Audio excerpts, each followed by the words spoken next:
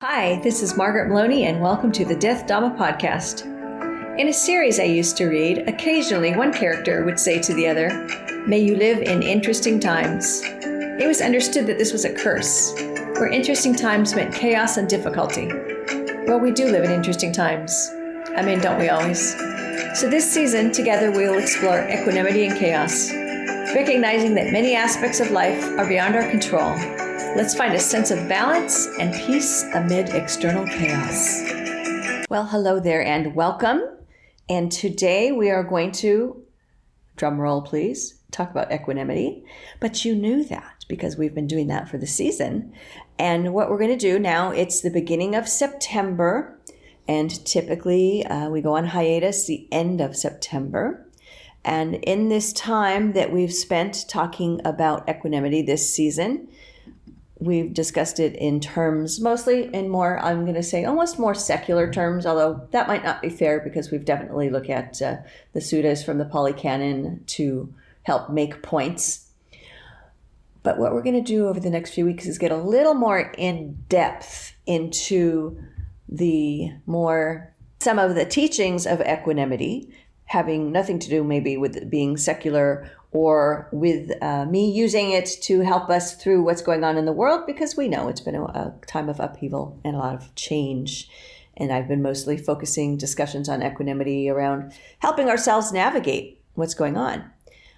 So these next few weeks, I'm going to be drawing on a paper that was written by Anne Murphy from the Department of Buddhist Studies in Colombo, Sri Lanka. And her paper is called The 10 Kinds of Equanimity. And I came across it and I found that it is a very helpful explanation of equanimity.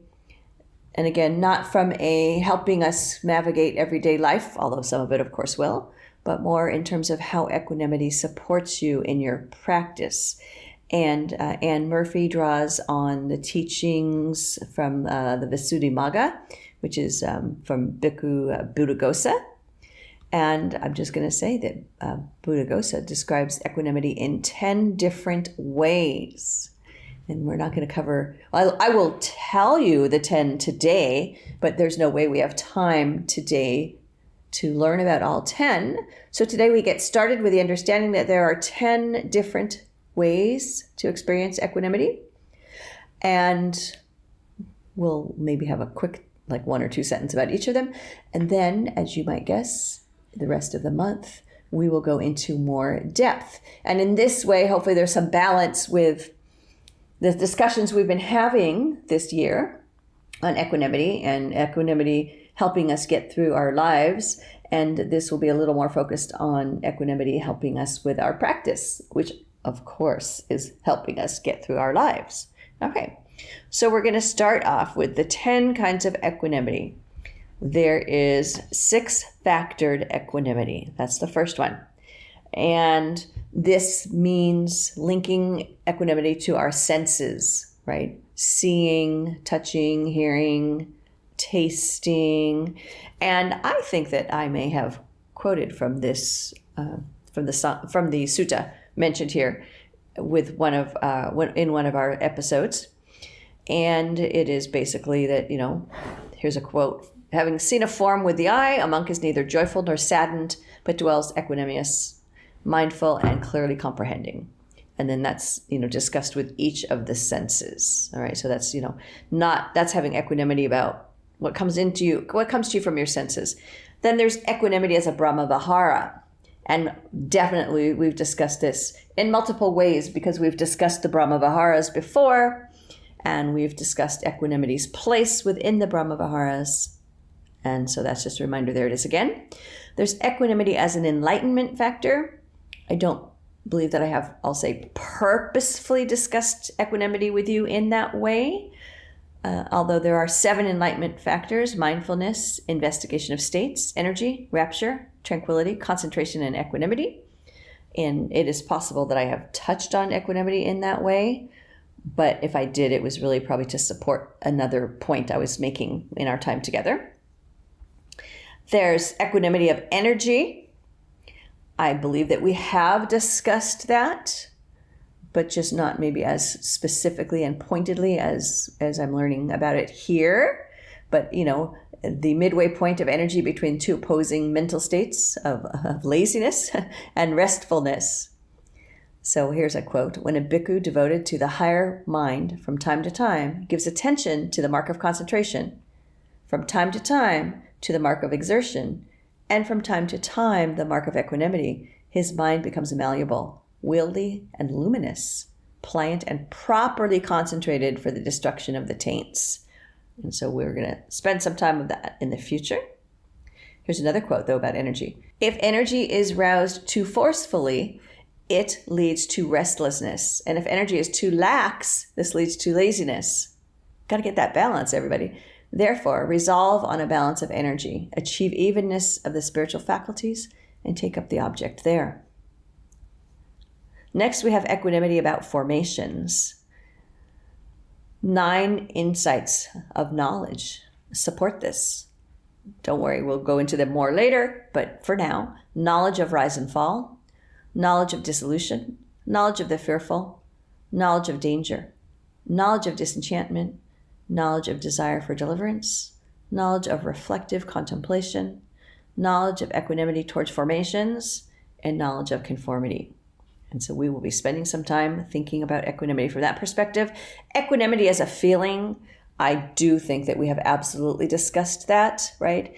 We know that feelings can be classified into, pleasant, unpleasant, or neither unpleasant nor pleasant.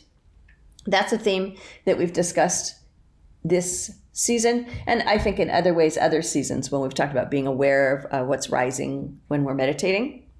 And so that is something that we have spent a little time on. Equanimity about insight. I could make a case that we have indirectly talked about equanimity about insight. It's a name for equanimity consisting in neutrality about investigation. Okay, we're going to come back to that one in another episode. Equanimity as specific neutrality. The name for equanimity consisting in the equal efficiency of states. Neutrality of mind is listed as one of the 19 primary beautiful factors. Perhaps a shorter and simpler way to say that for now is that a mind that possesses the characteristics of specific neutrality toward everything. Then there's equanimity of jhana. Jhana being states that you go through in meditation. So equanimity of jhana is described as a name for equanimity, producing impartiality towards even the highest bliss. So not getting attached or not judging your states in meditation as this is amazing or this wasn't good. Well, equanimity develops in the 3rd jhana. Equanimity is the predominant characteristic apparent in the 4th jhana. With the abandoning of pleasure and pain, and with the previous disappearance of joy and grief, a monk enters upon and abides in the 4th jhana. Thus, the 4th jhana meditative state transcends feelings of pleasure and pain, or the emotions of joy and grief, and manifests as a completely impartial state of mind. Equanimity of purification. The purifying capacity of equanimity on the mind. In the Visuddhimagga, which is where our references are coming from, Buddhaghosa defines this as equanimity purified of all opposition, and so consisting in uninterestedness in stilling opposition. It is purified by means of the state of mindfulness purified by equanimity. It's going to be good for us to spend some more time with that one.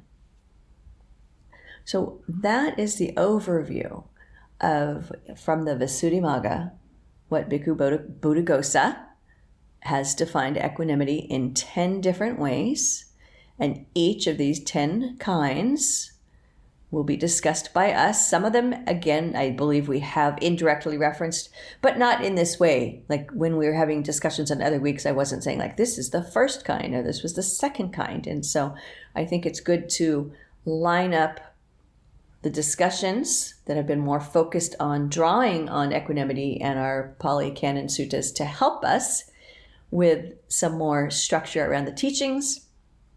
So that will be our goal this month as we wrap up Season 5 of the Death Dhamma Podcast. Thank you so much for being here. You've been listening to the Death Dhamma Podcast with your host, Margaret Maloney. Thank you so much for being here. Come find me on margaretmaloney.com, margaretmeloni.com. And until we meet again, may you be well, may you be happy, may you be at ease, and may you be free from suffering. Bye for now.